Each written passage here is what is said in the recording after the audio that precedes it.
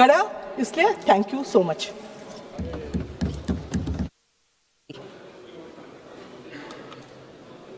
श्री अरुण भारती।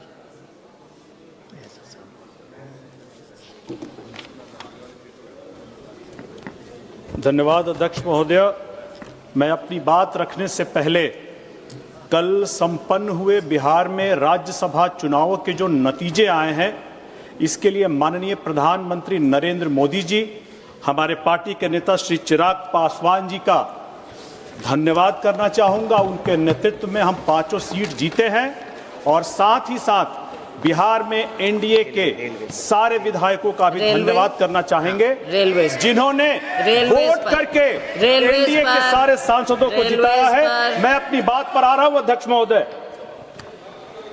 एक बात और कहनी थी अध्यक्ष महोदय, शोर कर रहे हैं लेकिन जिन्होंने कमर कसा, कमरा का बंदोबस्त किया, वो वहां पर अपने विधायकों पर भी पकड़ नहीं बना करके रख सके। पर आइए अध्यक्ष महोदय, आपने मुझे देश की लाइफलाइन, देश की विकास को गति देने वाले कश्मीर से कन्याकुमारी तक भारत को एक सूत्र में पिरोने वाले रेलवे के डिमांड फॉर ग्रांट्स पर बोलने का अवसर दिया है। इसके लिए मैं आपका हृदय से धन्यवाद करता हूं। मैं माननीय प्रधानमंत्री और हमारे कर्मठ रेल मंत्री अश्विनी वैष्णव जी का भी बधाई देता हूं, जिन्होंने 11 सालों में काम करते हुए एनडीए सरकार में जो रेलवे का ट्रांसफॉर्मेशन किया है, अब वो ग्लोबल बेंचमार्क सेट कर रहा है। मुझे पूर्ण उम्मीद है कि अगले साल जब सदन में हम रेल मंत्रालय पर चर्चा कर रहे होंगे तो अश्विनी वैष्णव जी भारत के इतिहास में लॉन्गेस्ट सर्विंग रेल मंत्री कहलाए जाएंगे। महोदय, अंग्रेजों ने जब रेल को लाया था देश में तो विकास, भारत के विकास को गति देने के लिए नहीं, भारत को लूटने के लिए, एक्सप्लॉयटेशन के लिए लाया था। भारत के संसाधनों को बंदरगाह तक पहुंचाने का रास्ता निकाला था ताकि देश से लूटपाट हो सके।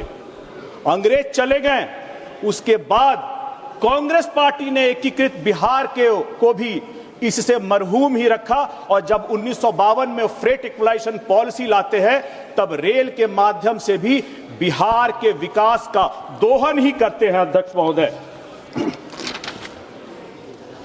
आजादी के बाद इतिहास में लगभग 78 सालों से सबसे ज्यादा 22 सालों तक रेल मंत्रालय का अगर किसी ने नेतृत्व किया है तो बिहार के नेताओं ने किया है। हमारी युवा पीढ़ी को मैं बिहार में बताना चाहूंगा कि रेल मंत्रालय को लेकर के हमारे राज्य के नेताओं का स्वर्णिम इतिहास रहा है। आप याद कीजिए, देश के अभी तक के पहले जो बिहार से रेल मंत्री बने थे बाबू जगजीवन राम जी, जिन्होंने रेलवे का आधुनिकीकरण किया, कर्मचारियों के कल्याण के लिए काम किया, लेकिन उनके इतना योगदान देने के बाद भी कांग्रेस ने उसका क्या हश्र किया, हम लोगों को इतिहास में इसका याद रखना चाहिए।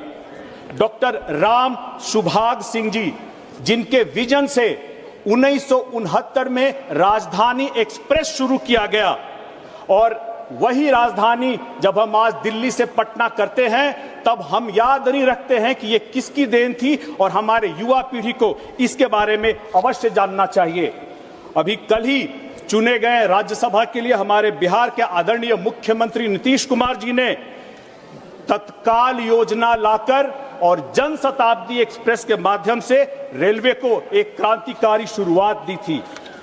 इसके बाद हमारे पार्टी के संस्थापक श्रद्धेय रामविलास पासवान जी ने मात्र जिनका कार्यकाल 2 साल से भी कम था और एक अस्थिर गठबंधन में उन्होंने जो 6 रेलवे के जोन स्थापित किए थे, जिसके कारण से हाजीपुर उनका कार्य क्षेत्र विश्व के मानपटल पर आया था। एक समय तो रामविलास पासवान जी और हाजीपुर को सिनोनिमस ही जाना जाता था।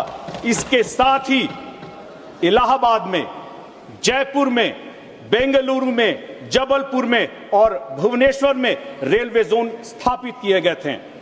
उत्तर बिहार में मीटर गेज और नैरो गेज को ब्रॉड गेज में कन्वर्ट करने का जो उनका ऐतिहासिक फैसला था, आज भी पूरे बिहार के रेलवे नेटवर्क का विस्तार का आधार बना रहा है। अगर मैं रामविलास पासवान जी को याद करता हूं तो साथ ही साथ सदन में कही गई दलितों के लिए उनकी बातों को भी मैं याद करता हूं। मुझे याद है 1991 में जब प्रतापगढ़ में 13 पासी समाज के लोगों की हत्या कर दी गई थी तो प्रधानमंत्री विश्वनाथ प्रताप जी को लेकर के वो साथ में अभी गए थे। अभी पिछले शनिवार को अध्यक्ष महोदय मैं यूपी के भदोही में था जब पीडीए के नेता का एक ट्वीट आया था जहां पर वो जातीय संरक्षण की बात कर रहे थे, लेकिन जब बात कर रहे थे तब उन्होंने जयसलाल सरोज पीपरगांव भदोही जनपद के उस दलित की बात नहीं की जब वो जातीय संरक्षण की बात कर रहे थे।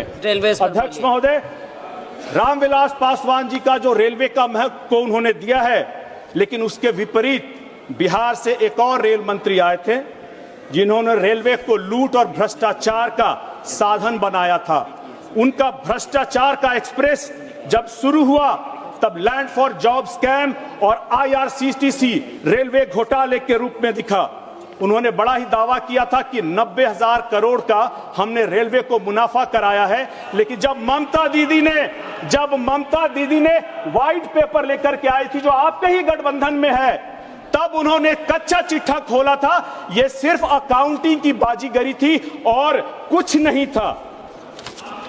महोदय, अब घोटाले की सरकार खत्म हो चुकी है और सही मायने में देश रेलवे के विकास को विस्तार दे रहा है। 26-27 के बजट में रेलवे का जो 2,93,000 करोड़ का कैपिटल एक्सपेंडिचर का रखा गया है वो रेलवे के इंफ्रास्ट्रक्चर को बढ़ाएगा। गंभीर ट्रेन हादसे लगभग पिछली बार से इससे पहले से 90% कम होकर के 11 पर आए हैं। इसे सिंगल डिजिट में लाने का प्रयास किया जा रहा है। यूपीए के शासनकाल में जो औसतन 4.2 किलोमीटर ट्रैक बना करते थे, आज वो 8.5 किलोमीटर दुगने हो चुके हैं। 2004 से 14 में जहां 4,148 ROB railway overbridge, railway under bridge बने थे, अब वो 11 सालों में बढ़ करके 14,024 आरओबी बन चुके हैं और 13,600 से ज्यादा ब्रिज बनाए गए हैं। आज 164 वंदे भारत ट्रेनें चल रही हैं जो 2025 में लगभग 15 थी।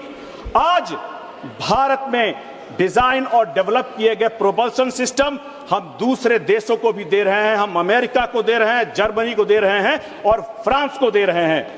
बिहार में अध्यक्ष महोदय आज के दिन 1,09,000 करोड़ की लागत से 52 मेगा प्रोजेक्ट लगभग 4,500 किलोमीटर से ज्यादा के काम प्रगति पर हैं और Banaras Siliguri high speed rail corridor को जो रेल मंत्रालय के द्वारा गति दी गई है वह हमारे क्षेत्र की राजधानी, हमारे प्रदेश की राजधानी पटना को भी अब उस हाई स्पीड रेल कॉरिडोर से जोड़ रहा है।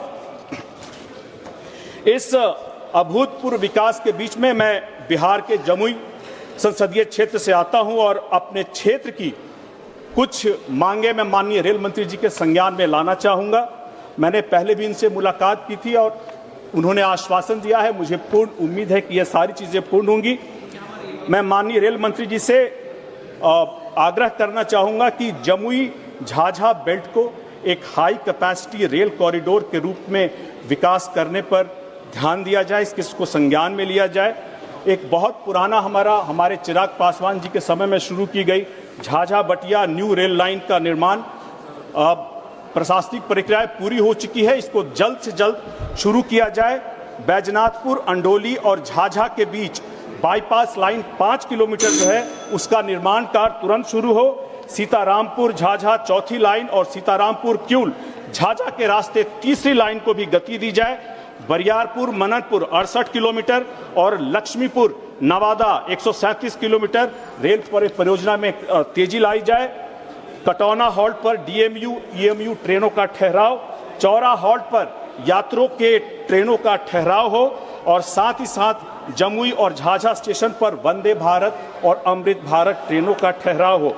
एक बहुत पुराना लंबा एक सपना रहा है नवादा पकरी बरावा जमुई रेल लाइन का, जिसको स्वीकृति मिल चुकी है, लेकिन गति धीमी है। इसको अगर गति देंगे तो हमारे क्षेत्र के लोगों को बहुत फायदा होगा। मैं अपनी बात समाप्त करते हुए इतना कहना चाहूंगा अध्यक्ष महोदया, जिनके राज में रेलवे भ्रष्टाचार और लूट का इंजन हुआ करता था, आज हमारी एनडीए सरकार में वही विकास, वही रेलवे विकास और आधुनिकता का बुलेट ट्रेन बन चुका है।